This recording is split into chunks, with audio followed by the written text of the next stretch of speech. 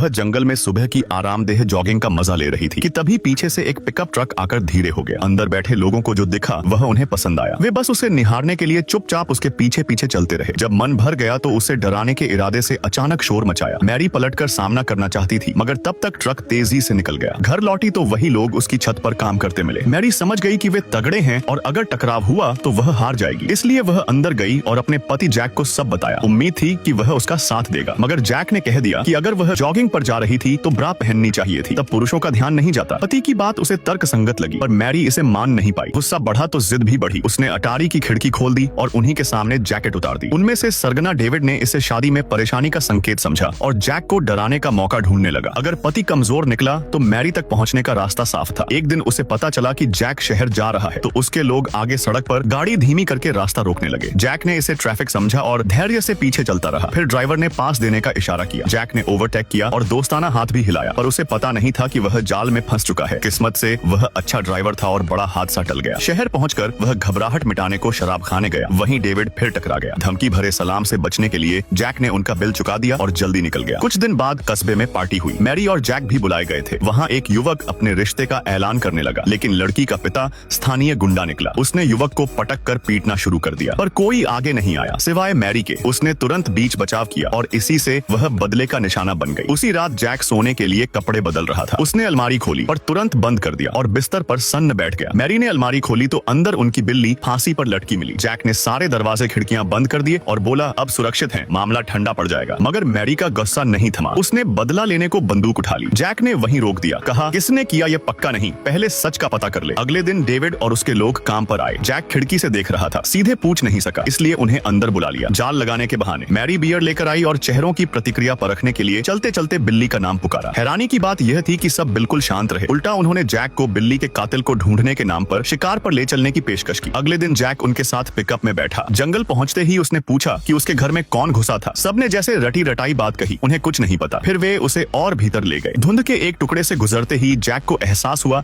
कि बाकी पीछे रह गए हैं। उसने आवाज लगाई तो एक गोली उसके पास से सनसनाती निकल गई। समय पर जैक झुक गया था, नहीं तो जान जा सकती थी। पर जब उसने इसकी शिकायत की तो सबने इसे हादसा बता दिया और आगे बढ़ते रहे। फिर भी शिकार पर ध्यान लगाए जैक को पता ही नहीं चला कि डेविड चुपचाप कब अलग हो चुका है और अब वह उसके घर के सामने खड़ा है।